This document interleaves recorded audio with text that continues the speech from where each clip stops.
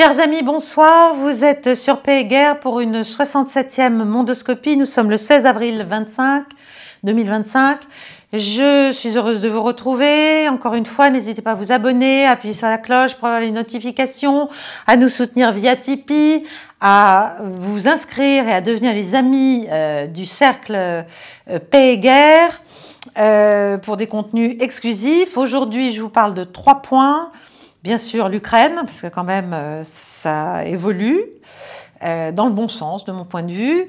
2, l'affaire de la frappe russe sur Soumy et les hypothèses qui s'y rattachent. 3, je vais vous parler eh bien, de la fameuse et partiellement fumeuse théorie américaine du découplage entre la Russie et la Chine, et aussi de la force du trio Chine, Russie, Iran, force que devrait bien considérer le président Trump.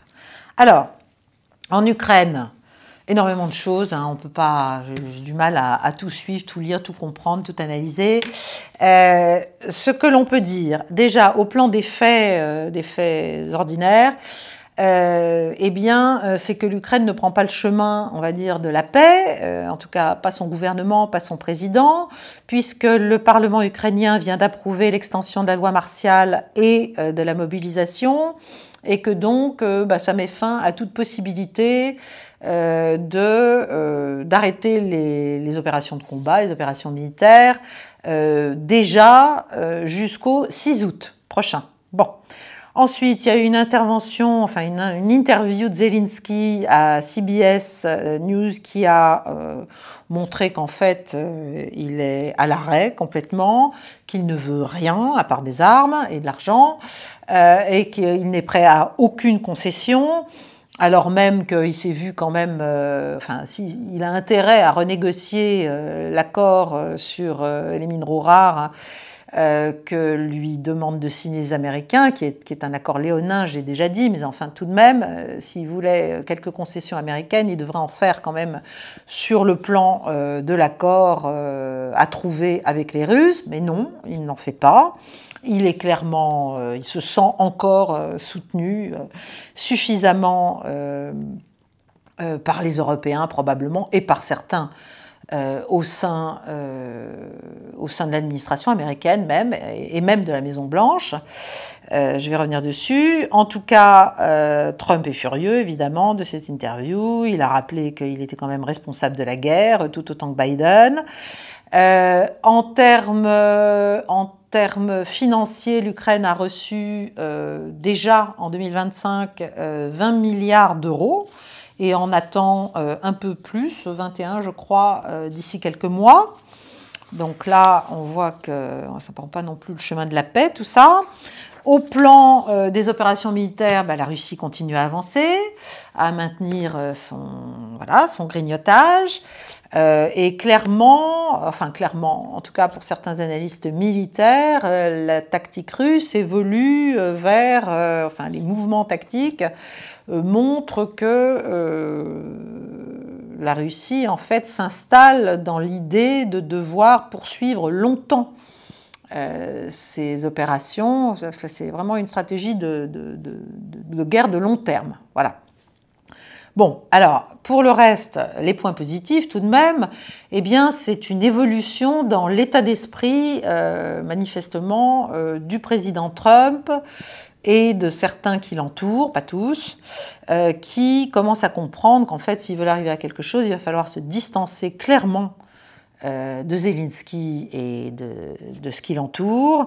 Il va falloir partir des faits, il va falloir reconnaître un certain nombre d'évidences, et il va falloir nouer un dialogue de fond avec la Russie en tenant compte quand même de ses préoccupations sécuritaires, étant donné qu'elle est dominante sur le terrain de toute façon, et qu'elle n'a pas l'intention de se laisser prendre à tout un tas de propositions irréalistes et intenables, du genre cesser le feu général avant tout, etc. Bon, il y a longtemps qu'elle a compris à quoi tout ça servait, et manifestement ça ne marche pas. Donc Trump, et d'après ce qu'on peut comprendre de ses déclarations et de celles de son envoyé, notamment Steve Witkoff, est en train de comprendre qu'il va falloir rentrer dans le dur et de manière sérieuse, quoi, de manière réaliste. Bon. Et ça veut dire commencer à traiter la question des territoires, de la protection des populations russophones. Lavrov vient d'en parler au forum diplomatique d'Antalya. Bon. Mais clairement, à Washington, il y a plusieurs écoles. L'Ukraine a encore, enfin l'Ukraine de Zelensky, hein, parce que l'Ukraine dont on voudrait la sauvegarde, la paix et la préservation de la jeunesse, celle-là, je pense qu'elle est en ce moment peut-être plus protégée par les perspectives voulues par Trump que par celles voulues par son propre gouvernement. Mais enfin, en tout cas, il y a plusieurs écoles. Donc, les supporters de l'Ukraine, il y en a autour de Trump. Valls, le conseiller à la sécurité nationale, Rubio, le secrétaire d'État, et bien sûr Keith Kellogg, le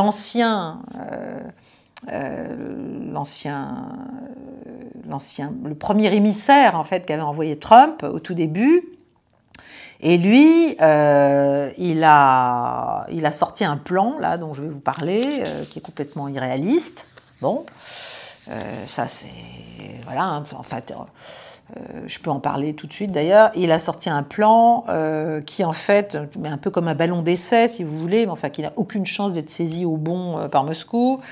Un peu inspiré pour l'Ukraine du sort de Berlin après la Deuxième Guerre mondiale.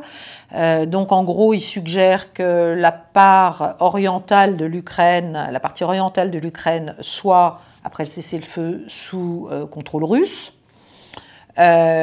Qu'il y ait ensuite des soldats de maintien de la paix britanniques et français dans l'Ukraine occidentale.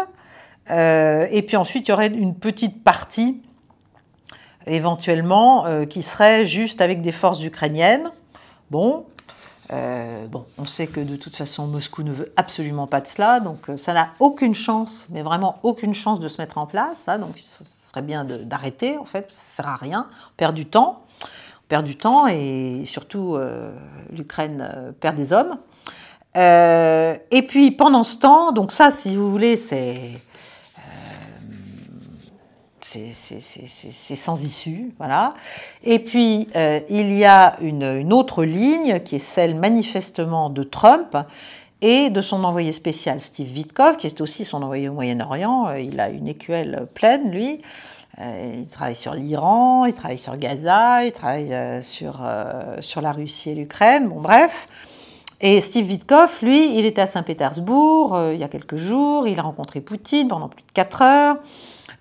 Et il a quand même dit un certain nombre de choses en sortant de cette longue entrevue. Il a dit que l'Ukraine allait devoir renoncer à des territoires, ceux que réclamait la Russie et qui avaient fait l'objet de référendums populaires. Bon, donc en fait, c'est déjà les 4 oblasts.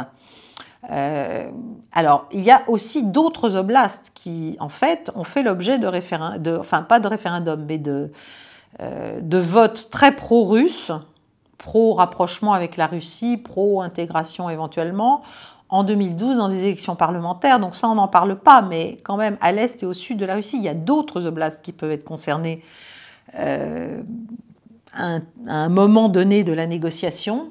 Mais pour l'instant, là, Witkoff parlait essentiellement des 4 oblasts, toujours les mêmes, on les connaît, Kherson, Zaporijjia, Donetsk et Louhansk. Donc il a dit que l'Ukraine allait devoir les abandonner. Poutine, lui, a dit qu'il voulait la reconnaissance internationale de ce transfert, donc par les États-Unis, mais aussi par le reste du monde. Voilà. Poutine a aussi dit, on le sait, que l'Ukraine, en dehors de la partie qu'il va récupérer, doit rester évidemment neutre et nucléairement hors de tout dispositif nucléaire sur son sol, n'est-ce pas ? Il veut aussi la dénazification, il veut aussi la démilitarisation.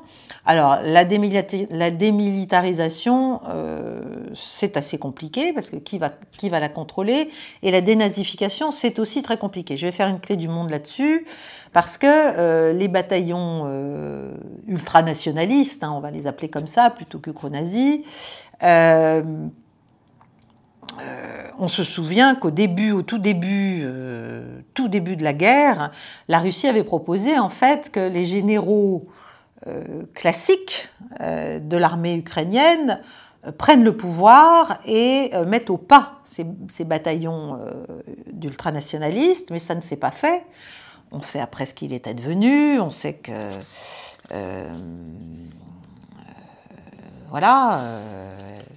La guerre a été lancée, on sait que il y avait eu un ultimatum en décembre 21, notamment, enfin russe, pour cette dénazification, pour cette démilitarisation, etc., contre l'entrée dans l'OTAN. Bon, tout ça n'avait rien donné, les Américains n'avaient pas donné suite, l'OTAN avait fait une espèce de réponse complètement ridicule en expliquant que l'Ukraine, en vertu de la politique de la porte ouverte, pouvait bien choisir dans quel camp stratégique elle voulait être, ce qui était évidemment une déclaration de guerre pour Moscou. Tout ça, on le sait, je ne vais pas revenir là-dessus, Minsk, ce qui s'est passé, à partir du coup d'État, la manière dont les Ukrainiens ont essayé de dérussifier en fait le pays, de faire des citoyens russophones des citoyens de seconde classe, la manière dont la Russie a réagi, voilà, la prise de la Crimée, parce que il y avait la flotte russe quand même, la base navale. Bon, enfin bref, je ne veux pas revenir là-dessus. En tout cas, tout ça a certainement, enfin, ne peut pas être même abordé, mais en tout cas certainement pas traité en 4h30 d'entretien entre Poutine et Witkoff. Mais quand même, cet entretien, d'après ce qu'en a dit Witkoff, d'après ce qu'en a dit l'Américain, semble avoir été assez ouvert,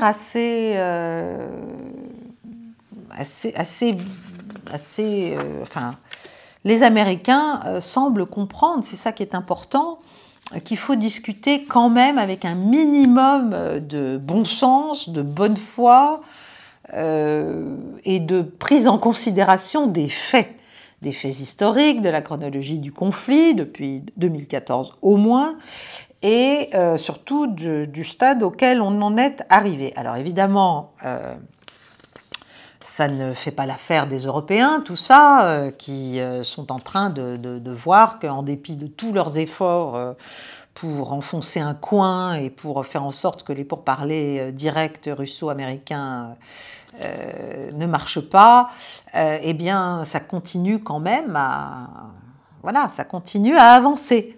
On s'avance vers quelque chose. Qu'est-ce que ça va être? Est-ce que ça va être un accord sérieux? Comment l'Europe va réagir? Est-ce qu'elle va être capable de comprendre qu'il est de son intérêt d'embrayer cet accord? Mais je n'en suis pas certaine du tout.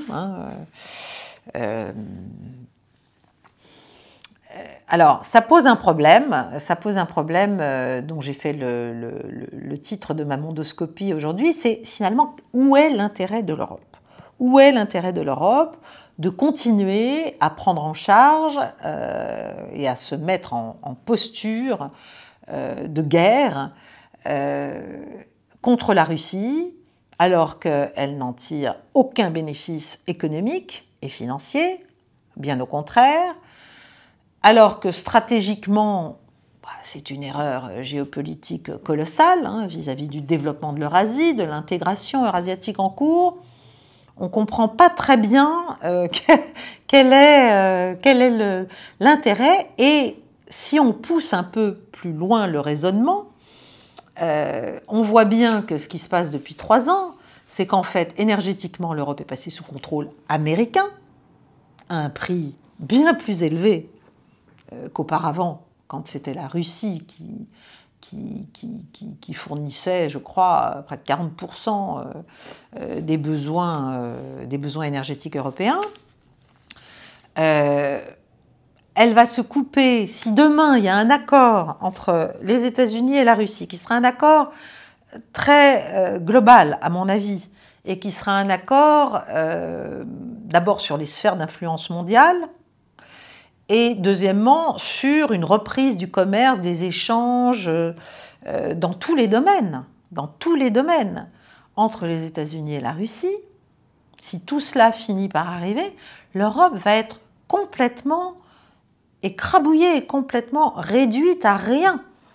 Et elle va se fracturer, elle va se diviser. Elle pourra toujours expliquer, urbi et orbi, qu'elle est en phase d'unification forte et d'émergence d'une souveraineté stratégique et à grand renfort de milliards que nous n'avons pas, de création d'une autonomie en matière d'industrie, d'armement et de défense tout court. La réalité, c'est qu'elle va être juste complètement entre le marteau et l'enclume. Et donc, la question que devraient se poser nos stratèges européens, s'ils existent, il en existe quand même quelques-uns, mais en tout cas, s'ils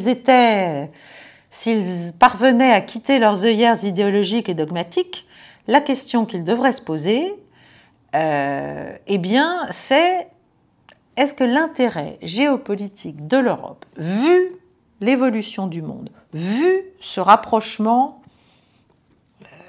plus que tactique, enfin tactique en tout cas, entre Moscou et Washington, qui met fin à ce conflit, où nous apparaissons comme des fauteurs de troubles, en fait, ceux qui veulent poursuivre l'horreur, poursuivre le massacre, inutile, sans issue, face à une menace russe qui n'existe pas, que nous créons de toutes pièces et que nous allons finir par faire advenir, peut-être dans 10, 15, 20 ans, si vous voulez, à force de créer l'ennemi, nous aussi, comme les Américains l'ont tellement fait, nous sommes capables, à la fin, de déclencher une véritable hostilité. Bref, au lieu de faire tout ça, est-ce qu'on n'a pas intérêt, en fait, à déclarer une forme de non-alignement du bloc européen, et finalement une neutralité stratégique du bloc européen. D'un seul coup, ça change toute la posture. Bon, ce que je dis va paraître complètement scandaleux, fou, mais si on essaie de faire de la stratégie un peu créative, si vous voulez, d'un seul coup, on peut commercer avec tout le monde, on peut s'entendre avec tout le monde, on peut discuter avec tout le monde, on peut rétablir une sécurité européenne, on peut prendre l'énergie russe si elle nous intéresse, faire du commerce avec les Américains dans d'autres domaines. On est en fait beaucoup moins dépendant, y compris pour notre sécurité, puisqu'on est un espace neutre qui ne s'aligne pas ni d'un côté ni de l'autre, parce que l'Ukraine n'aurait jamais dû cesser d'être. Eh bien, est-ce que ça n'est pas ça, l'intelligence qu'il faudrait avoir en termes stratégiques à long terme pour l'Union européenne? Je pose la question. Voilà, je lance le débat. Mais ça me semble un débat à mener. Voilà, et je serais heureuse d'ailleurs de le mener avec qui voudra bien me donner la réplique ou la critique. Voilà. En tout cas, bon, pour revenir, donc ça, c'est la question, c'est une vraie question de géopolitique en fait. Voilà. Quel est le statut véritable, souhaitable pour l'Union européenne au stade actuel de l'évolution du monde, des rapprochements qui se font par-dessus sa tête parce qu'elle ne veut pas en être, elle ne veut pas comprendre, elle ne veut pas prendre le train de la nouvelle administration américaine, elle ne veut pas comprendre. Donc, elle va finir par faire les frais de tout cela. Dans l'immédiat, eh bien, donc ce rapprochement et ce dialogue commence, à mon avis, en dépit de tous les obstacles que nous souhaitons mettre par se nouer entre Américains et Russes. Et évidemment, on voit bien dans tous les échanges et dans tout ce qui est dit par les responsables russes, que ce soit Lavrov, Poutine, Narychkin, le chef du SVR récemment, qui a encore fait des déclarations. Bref, les uns et les autres disent tous la même chose, mais surtout Poutine, parce que c'est lui qui a la vision. Et la vision, c'est qu'il veut une refonte totale de la sécurité européenne. Voilà. Si vous voulez, il pense très au-delà très au-delà de l'Ukraine. Il veut une nouvelle architecture en Europe. Alors, bien sûr, il y avait les exigences, mais qui, à mon avis, alors là, pour le coup, ça ne marchera pas. Les exigences russes de 2021, il en parlait encore en 2021, en disant il faut que tous les anciens pays membres du pacte de Varsovie qui sont passés dans l'OTAN en sortent. Bon, là, je pense que non, ça m'étonnerait que ça arrive. En revanche, au stade où nous en sommes, il faut refonder un équilibre sécuritaire en Europe, et ça, c'est très important. Bien sûr, ça va contre toute l'ancienne stratégie américaine, l'exceptionnalisme, le containment de la Russie, l'hégémonie, l'impérialisme, bon. Mais tout ça, malheureusement, malheureusement pour les Américains, n'a plus cours, n'a plus de, comment dirais-je, de capacité d'incarnation, si vous voulez, ça ne peut plus exister en tant que tel. Donc, et le système des sphères d'influence est en train de se structurer, qu'on le veuille ou non. Voilà. Donc, au-delà même du sort de l'Europe, il faut comprendre que Poutine veut une complète restructuration de l'architecture de sécurité européenne. Il veut c'est une révolution, en fait. C'est une révolution. Il faut que l'Europe trouve sa place à l'intérieur. Et il faut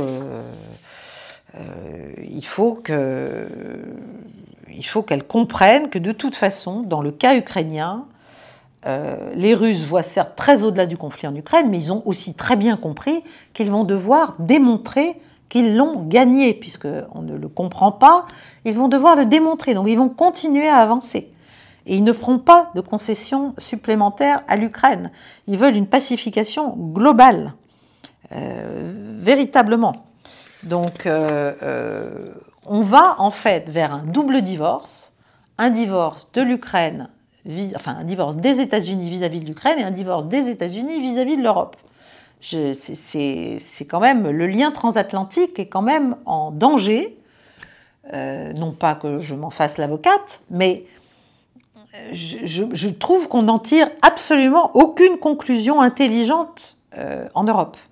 Voilà, parce que les Américains, si vous voulez, eux, d'abord ils sont loin, et deuxièmement, ils font leur deal directement, si vous voulez. Donc c'est à nous quand même de nous rendre compte qu'il faut qu'on voit la question ukrainienne totalement autrement si on veut se raccrocher à ce processus. On voit bien que jusqu'à présent, qu'est-ce qui s'est passé? Ce qu'ont essayé de faire les Américains échoue, à cause des Ukrainiens, il n'y a qu'à voir le cessez-le-feu sur les infrastructures énergétiques qui a été violé plus de 100 fois par l'Ukraine depuis 30 jours, il prend fin demain. Est-ce que les Russes ne vont pas dire, bon, bah, écoutez, là, nous, on l'a respecté, alors est-ce qu'ils l'ont respecté totalement? Je n'en sais rien, mais enfin, Lavrov a transmis les données à Rubio, à son homologue américain, et donc les Russes, en fait, à partir de demain, peuvent dire, bon, bah, écoutez, ça n'a servi à rien, puisque Kiev continue de taper nos infrastructures énergétiques, donc on va s'y remettre, nous aussi, bon, voilà. Et puis, quant au Grain Deal, là, à l'initiative de la mer Noire que les Américains ont essayé de remettre en place avec les Russes, mais pour lesquels ils avaient besoin des Européens en termes de levée de sanctions et des mécanismes SWIFT, etc. Là aussi, notre résistance fait que ça ne marche pas. Mais je pense que quelque chose va quand même se faire, et ça va se faire donc contre nous. Et nous allons en pâtir considérablement.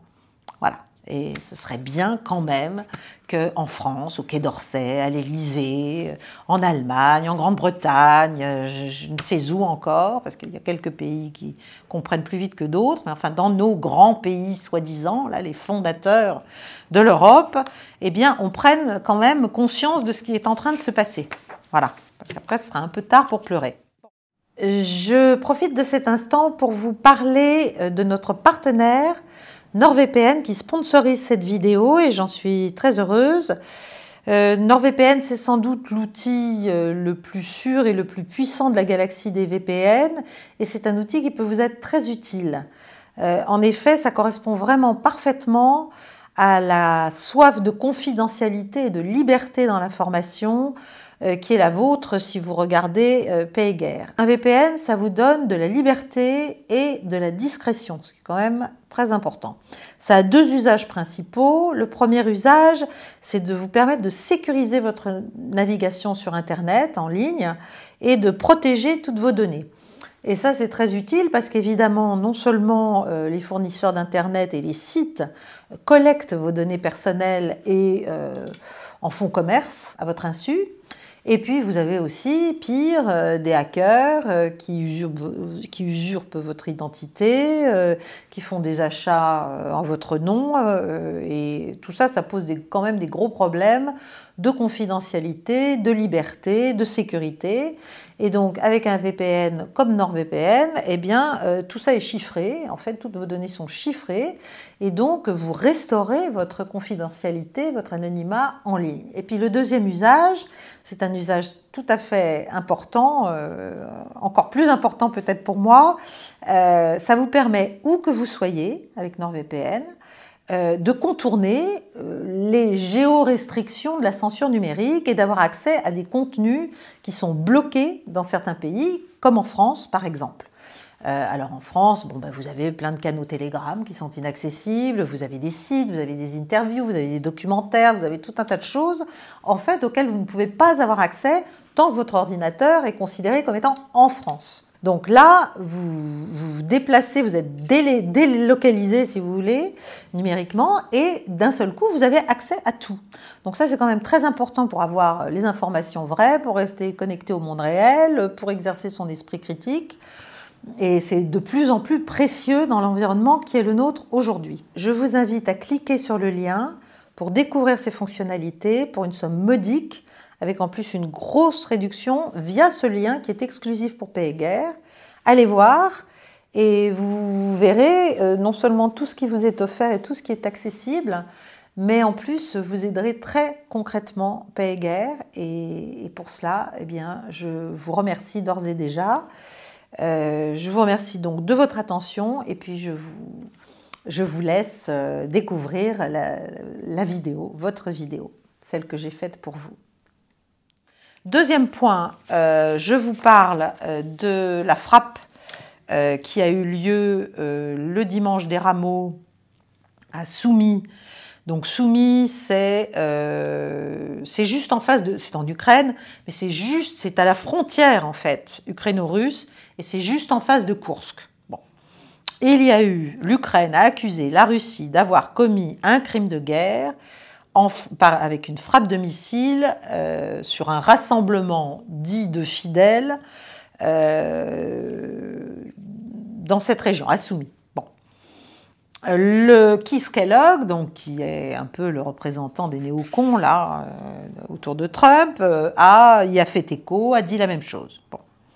Le ministre russe, de son côté, de la Défense, le ministère russe de la Défense a dit que, en fait, ce n'était pas du tout une frappe sur des civils, qu'il y avait eu des dommages collatéraux, mais que c'était une cible légitime parce qu'elle était militaire, parce qu'en fait, le missile visait un rassemblement de soldats qui étaient là pour la commémoration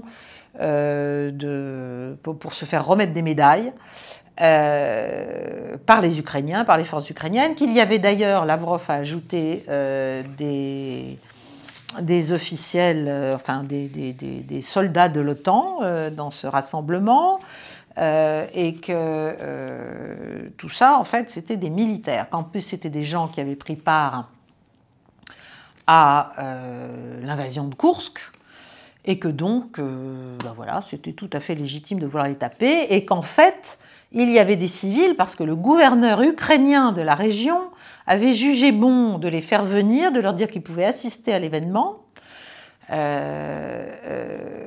pour en fait s'en servir de boucliers humains, pour éviter une frappe russe. Sauf que les Russes ont considéré qu'ils devaient quand même taper, parce qu'en fait, c'était un état-major tactico-opérationnel qui était là et qu'il fallait les éliminer. Et en plus, il y a un maire ukrainien de la région qui a fait une déclaration qui a dit, le maire de Konotop, qui a dit qu'en fait le gouverneur militaire de la région avait organisé cette cérémonie de remise de médailles pour des soldats de la 117e brigade. Donc il a confirmé qu'il s'agissait bien de militaires, en fait, que c'était ça la cible. Bon, donc voilà. Quant à Trump, il a dit on m'a dit que c'était une terrible erreur russe. Voilà. Donc c'est très intéressant, et c'est pour ça que je vous en parle, de voir qu'en fait, il n'a pas donné écho au narratif ukrainien, si vous voulez, parce que le narratif ukrainien, évidemment, que cherchent Zelensky et les Ukrainiens là, à faire accuser la Russie de crimes de guerre et à rendre les pourparlers directs russo-américains compliqués, voire impossibles, un échange téléphonique entre Poutine et Trump impossible, etc.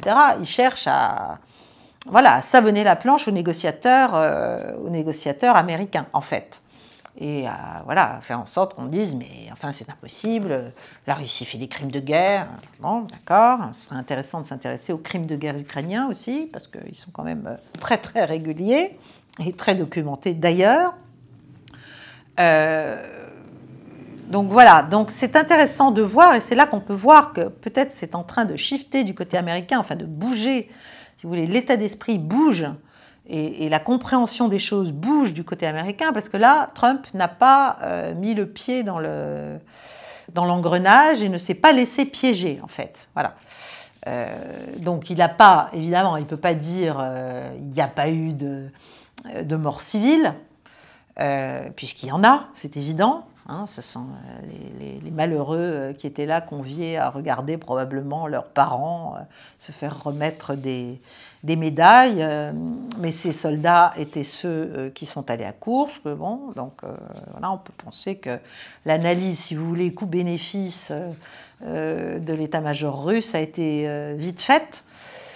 Parce qu'un crime de guerre, bien sûr, tout tient à l'intentionnalité. Si vous visez directement, volontairement, délibérément des civils, militairement, avec des armes, là, oui, vous êtes dans un cas de figure de crime de guerre.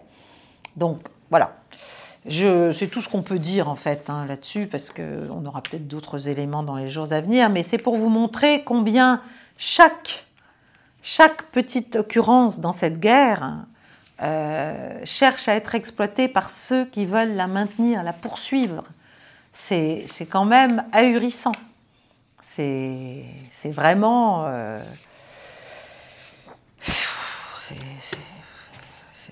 voilà, c'est décevant. Enfin, c'est même pas décevant, c'est désespérant. Voilà, bon.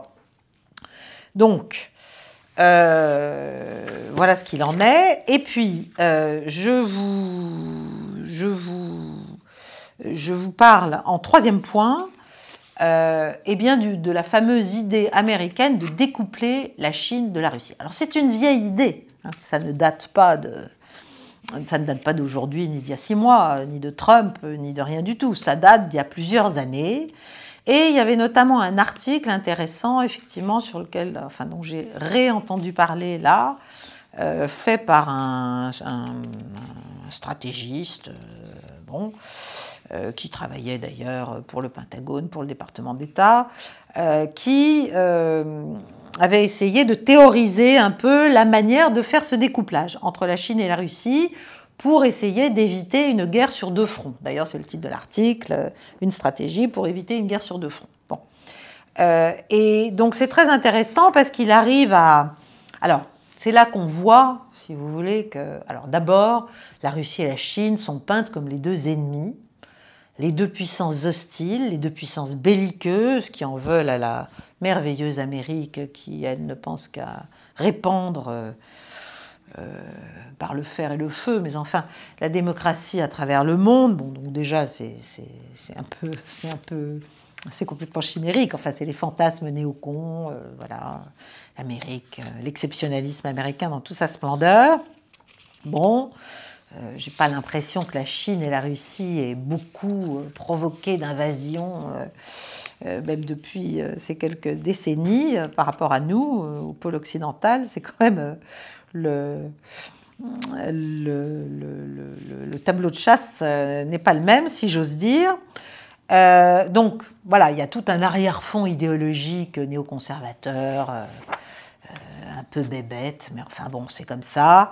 Mais donc l'idée, à la fin, c'est que, voilà, on a deux grands ennemis. Comment faire, finalement, pour ne pas devoir leur faire la guerre à tous les deux en même temps, parce qu'on n'en est évidemment pas capable, à supposer qu'on soit capable déjà de faire la guerre à l'un des deux. Bon. Donc, il s'inspire, on mettra le lien, si on arrive à le mettre aujourd'hui, on le fera, sinon on le mettra demain, le lien vers l'article.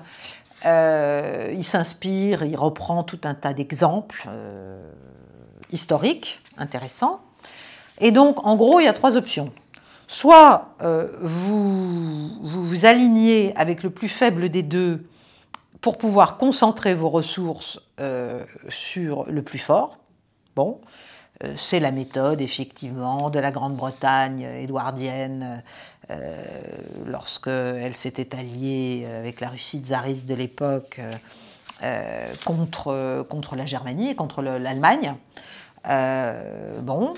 Deuxième option, différer en fait la compétition hostile avec le plus fort. Voilà, pour pouvoir s'allier avec le plus faible. Très bien. Donc là, il prend des exemples dans l'Empire ottoman, etc. Bon.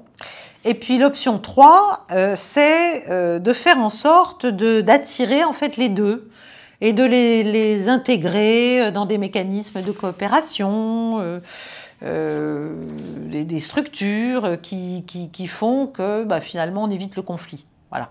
Ou du moins on le rend moins violent, moins brûlant. Mais tout ça, bien sûr, ça, comment dirais-je, quand ça s'adresse à la Russie, bon, l'idée c'est évidemment d'affaiblir malgré tout la Russie. Et dans cet article, il est dit que la Russie, naturellement, n'arrive à une politique de détente avec ses adversaires potentiels, en l'espèce les États-Unis, que lorsqu'elle est suffisamment affaiblie ou lorsqu'elle fait face à des très très lourds désavantages ou des fortes représailles. Et là, vous voyez bien qu'il y a déjà, cet article date de 21, il y a déjà en fait toute l'explication de ce qu'on fait contre la Russie depuis des années, c'est-à-dire on essaie de la contraindre, on essaie de la harceler, on essaie de mener des sanctions, parce que les sanctions, elles ne datent pas de 2022, hein, elles datent de très longtemps. Bref, on essaie de l'affaiblir, comme on l'a fait en Afghanistan, mais l'Afghanistan d'aujourd'hui, c'est l'Ukraine. C'est l'Ukraine. Et donc, on voit bien comment on en est arrivé à toute cette stratégie finalement de pression et de volonté d'affaiblissement progressif de la puissance russe, avec des succès extrêmement mitigés, évidemment. Je ne vais pas revenir sur tout ça parce que vous le savez complètement. Ensuite, il y a des attendus, il y a des a priori américains complètement fous. D'abord que la Russie est faible économiquement. Bon, donc ça, c'est mignon. Mais enfin bon, là, on voit bien ce qui se passe militairement, économiquement. Et puis aussi que la Russie, comme elle est plus faible dans sa relation avec la Chine, en fait, elle a envie de se libérer de l'étreinte chinoise, si vous voulez, du baiser de la mort chinois. Et ça, alors ça peut être partiellement vrai, notamment économiquement ou énergétiquement, bien sûr. Peut être de l'intérêt russe, je l'ai déjà dit plusieurs fois, de rebalancer ses intérêts, y compris en reprenant le commerce avec les Européens ou avec les Américains, bon, comme elle essaie de le faire. Mais stratégiquement, il y a des choses qui ont changé. Et là, ça n'a pas l'air d'être bien compris, y compris par l'administration Trump actuelle. Et ce qui a changé, c'est la bascule du monde. Et c'est qu'en fait, les Russes comme les Chinois ont très bien compris que ce qui se passe en Ukraine, ce qui se passe au Moyen-Orient, la politique de sanctions, la politique de pression maximale vis-à-vis de l'Iran qui est à l'œuvre encore aujourd'hui, même si on évolue vers des pourparlers, Dieu merci, tout ça, c'est en fait une contestation, une politique de mise en échec, qui ne marche pas, mais qui est quand même mise en œuvre, si vous voulez, américaine, de mise en échec du rapprochement non seulement russo-chinois, mais de la volonté convergente des Russes et des Chinois, qui est très forte, qui est extrêmement solide en fait, et qui se consolide chaque jour, de créer un nouvel ordre international et d'être à la manœuvre de ce nouvel ordre international et de défier complètement la politique traditionnelle occidentale, américaine, britannique, de divide and conquer, voilà, diviser pour régner, si vous voulez. Donc, ils ont compris tout ça, les Chinois et les Russes ne sont pas idiots. Donc, s'imaginer que simplement en discutant avec les Russes et en éventuellement rencontrant un certain nombre de leurs intérêts en Europe, on va les pousser à renoncer à leur objectif de très long terme, qui est un objectif stratégique au sens le plus noble du terme, si vous voulez, géopolitique au sens très large, de reconfiguration de l'ordre international, c'est assez présomptueux, pour parler gentiment. Donc, là, on voit bien que les Américains n'ont pas, ne comprennent pas, alors probablement ils n'écoutent pas non plus. Ils n'écoutent pas notamment ce que disent les Russes et les Chinois, que ce soit déjà les deux ministres des Affaires étrangères, qui n'arrêtent pas de faire des déclarations sur le thème la Russie et la Chine, bien sûr, ont des différences du fait de leur histoire, bon, et de leur géographie d'ailleurs aussi, mais elles sont quand même dans un lien très fort et elles sont dans un partenariat global qui embrasse la défense, l'industrie, la diplomatie, la finance, le commerce, enfin tout, si vous voulez, tout. Et tout ce que vous essayez de faire contre nous, que ce soit la guerre des tarifs douaniers, c'est ce que j'oubliais là tout à l'heure dans mon énumération, que ce soit l'Ukraine, que ce soit l'Iran, que ce soit Israël, que ce soit tout ce qui se passe, tout ça on a bien compris que c'était contre nous deux. Et on n'a pas l'intention de laisser enfoncer un coin entre nous. Voilà, peut-être même pas une feuille de papier. Donc, et d'ailleurs, il y a des manœuvres conjointes régulières et qui englobent l'Iran. Voilà, et ça c'est très intéressant. Et les diplomates, d'ailleurs, des trois puissances, les diplomates non seulement russes et chinois, mais aussi iraniens, se rencontrent très régulièrement. Ils se rencontrent à Pékin, ils se rencontrent à Moscou, ils coordonnent leur politique.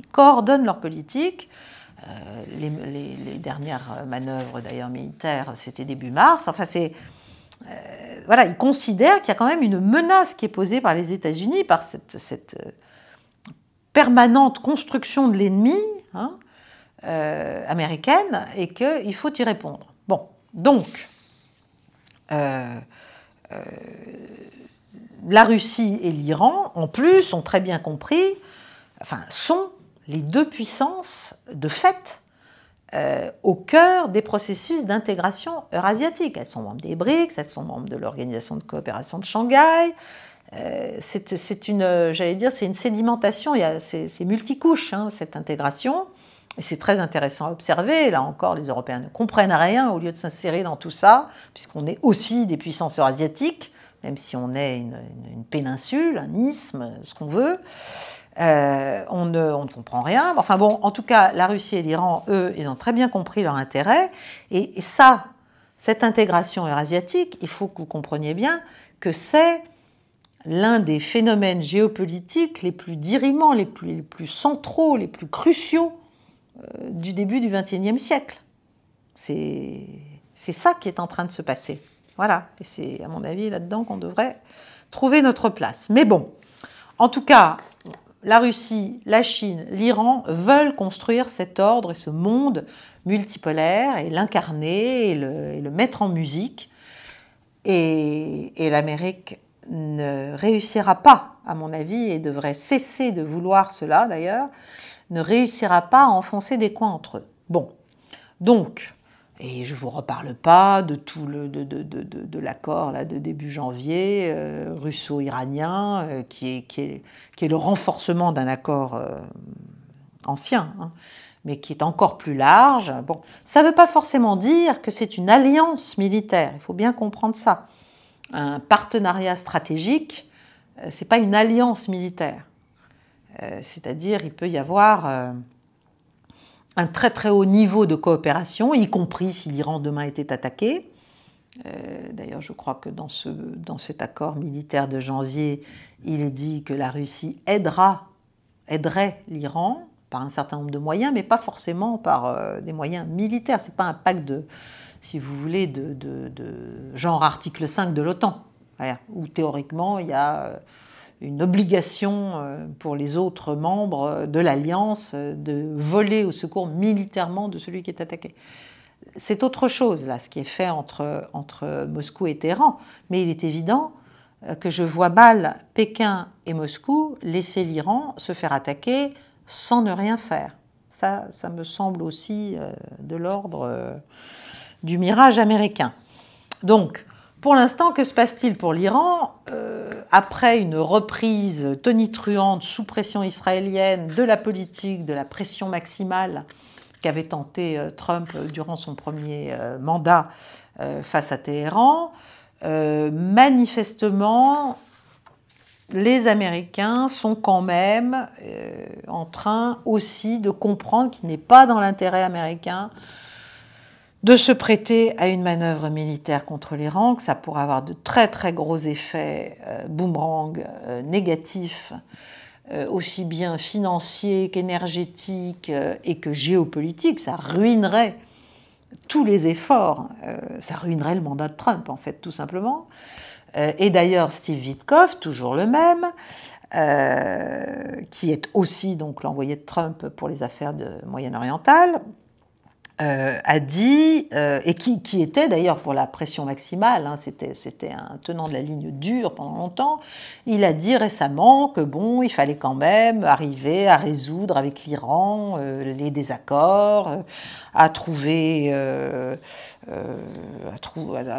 établir des mesures de confiance, à faire un certain nombre de choses, et même à engager des pourparlers nucléaires, indirect. Et c'est ce qui se passe à Oman. Il y a déjà eu un round assez rapide et il devrait y en avoir un autre ce samedi. Ce sont des bonnes nouvelles.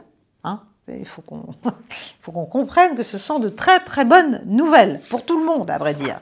Pour tout le monde, y compris pour Israël. Y compris pour Israël, à mon avis.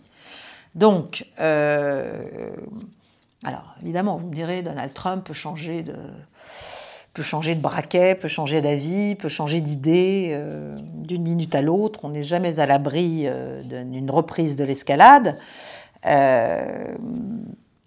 Mais quand même, voilà, je pense qu'on est sur la bonne voie. Et je pense que le traité entre l'Iran et la Russie est très important.